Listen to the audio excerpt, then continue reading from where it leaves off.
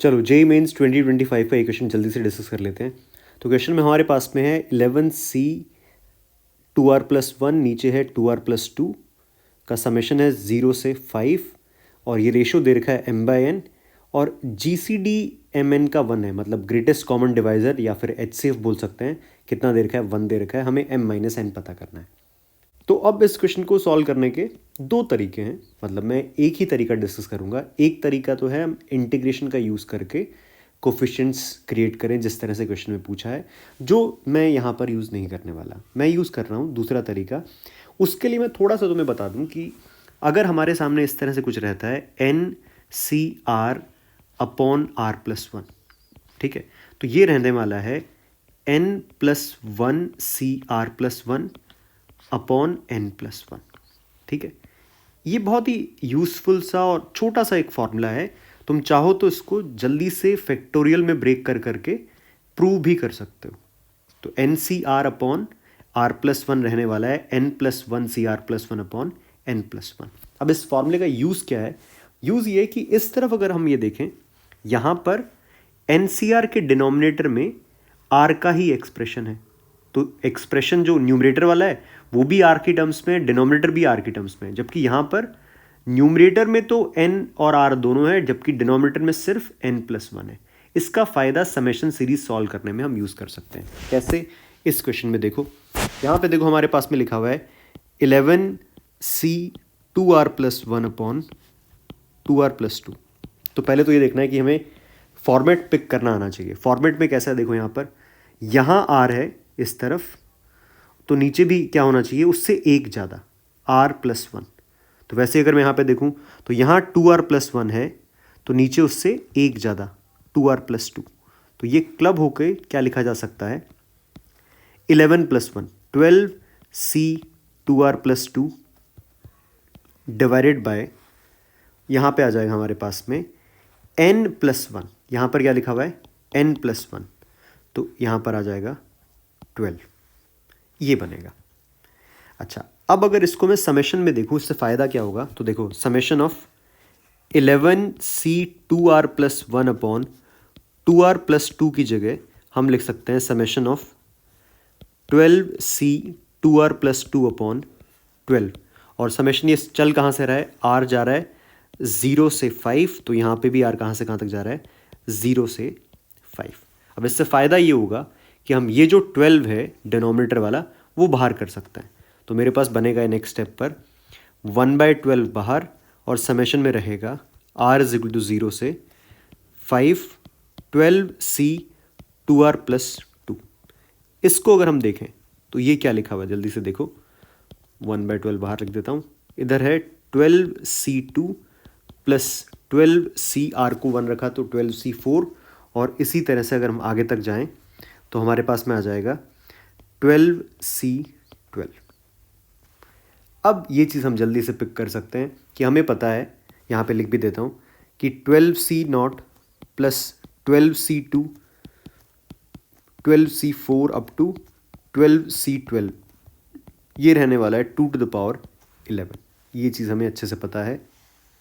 तो इसका यूज़ अगर मैं यहाँ पर करूँ तो ये बन जाएगा 2⁻11 -1, क्योंकि इसमें कौन नहीं है, यहाँ पर 12C0 नहीं है, तो मैंने ज़बरदस्ती ऐड किया, सब्ट्रैक्ट किया, डिवाइडेड बाय 12। ये बनेगा। और 2⁻11 - 1/12 इस समेशन सीरीज़ का एक तरह से आंसर आ गया। 2⁻11 कितना हुआ? 2⁻11 आ जाएगा 1024 का डबल 2048, तो ये बना 2047 डिवाइडेड बाय 12। ये बना। और हमसे पूछा है, मतलब इसको इस कंपेयर करना है, 2047/12 को कंपेयर किया हमने m/n से, और क्लियरली 2047 और 12 में HCF 1 ही रहने वाला है, कुछ भी कॉमन फैक्टर नहीं है। तो m यहाँ से क्या आया? 2047, और n कितना आया? 12। ये हमारे पास दिख रहा है, और हमसे पूछा है m - n कितना है, तो m - n कितना आ जाएगा? 2035। ये हमारा आंसर रहेगा इस क्वेश्चन का। 2035 इस क्वेश्चन का आंसर है। ठीक है, तो ये क्वेश्चन मैंने सॉल्व किया है इस छोटे से फॉर्मूले का यूज़ करके, ठीक है। तुम इसको सॉल्व कर सकते हो डेफिनेटली इंटीग्रेशन का यूज़ करके, पर मेरा सजेशन ये है कि इस फॉर्मूले से ज़्यादा फ़ायदा रहता है क्वेश्चन सॉल्व करने में एज़ कम्पेयर टू इंटीग्रेशन वाले मेथड से। अच्छा, अब अगर तुम वीडियो आखिर तक देख रहे हो तो अगर तुम चाहते हो कि इस फॉर्मूला में प्रूव करूं तो उसके लिए तुम यहाँ पर देख लो, इसको प्रूव करके भी हम देख लेते हैं। मान लो हमारे पास में ये लिखा हुआ है NCR, ठीक है, इनटू में R, और ये किसके इक्वल रहता है N इंटू N-1 CR-1, ठीक है।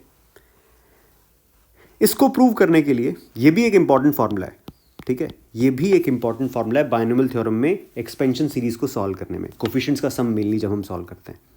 अच्छा, इसको सॉल्व करने का एक तरीका कि तुम NCR को एक्सपैंड कर लो, फैक्टोरियल में ब्रेक कर दो, सब कुछ हो जाएगा। इसको सॉल्व करने का एक और तरीका जो मैं तुम्हें बताना चाह रहा हूँ यहाँ पर, वो है PNC का यूज़ करके। ध्यान से कर देखो तो इसको ऐसे समझो कि तुम्हें N प्लेयर्स में से R की टीम बनानी है, R प्लेयर्स की एक टीम बनानी है, ठीक है। और इन R प्लेयर्स में, इन R में से ही एक क्या होना चाहिए, एक कैप्टन भी होना चाहिए। तो ये काम हम कैसे कैसे कर सकते हैं, सोच के देखते हैं। तो सबसे पहले तो मैं N में से R लोग सेलेक्ट कर लेता हूँ। तो N में से हमने R लोग सेलेक्ट कर लिए, तो हमारी टीम तो बन गई है। अब उन R में से किसी एक को कैप्टन बनाना है, तो बेसिकली मैं RC1 से मल्टीप्लाई करूँगा। तो ये है तरीके N में से R लोग सेलेक्ट करके उनमें से एक को कैप्टन बनाने के। यही काम सेम तरह से करा जा सकता है दूसरे शब्दों में, अगर मैं पहले N में से पहले एक कैप्टन सेलेक्ट कर लेता हूँ, NC1, मतलब मैंने N में से एक कैप्टन यहाँ पर सेलेक्ट किया, मतलब उसको कैप्टन बना दिया। अब रिमेनिंग कितने बचे, N-1, जिनमें से कितने और सेलेक्ट करने बाकी हैं, R-1, तो इंटू में आ जाएगा N-1 CR-1। तो ये हमने प्रूव कर दिया कि R इंटू NCR क्या रहने वाला है, N इंटू N-1 CR-1 रहने वाला है। तो ये एक काफ़ी यूज़फुल फार्मूला है बाइनोमियल के अंदर, स्पेशली जब हम सम ऑफ कोफिशिएंट्स पता कर रहे होते हैं, ठीक है। और दूसरा जो मैंने इस क्वेश्चन में यूज़ किया है, उसको अगर मैं इसकी हेल्प से देखूं तो यहाँ पर अगर मैंने R को रिप्लेस कर दिया R+1 से, क्योंकि ये तो एक तरह से N और R में आइडेंटिटी की तरह से बिहेव कर रहा है, N को रिप्लेस कर दिया N+1 से, तो ये क्या बनेगा, R+1 into N+1 CR+1 is equal to N+1 into NCR। तो यहाँ से आ जाएगा N+1 CR+1 upon N+1 is equal to NCR upon R+1। तो ये दूसरा इंपॉर्टेंट फार्मूला है जिसको हमने यूज़ किया इस क्वेश्चन के अंदर और सॉल्व किया। तो मेरा सजेशन है तुम्हें, ये दोनों ही फार्मूले तुम्हें अच्छे से पता होने चाहिए, और जितने भी क्वेश्चन तुम सम ऑफ कोफिशिएंट्स में इंटीग्रेशन करके सॉल्व करते हो कोफिशिएंट्स में, उसको एक बार इस मेथड से भी ट्राई करके देखो।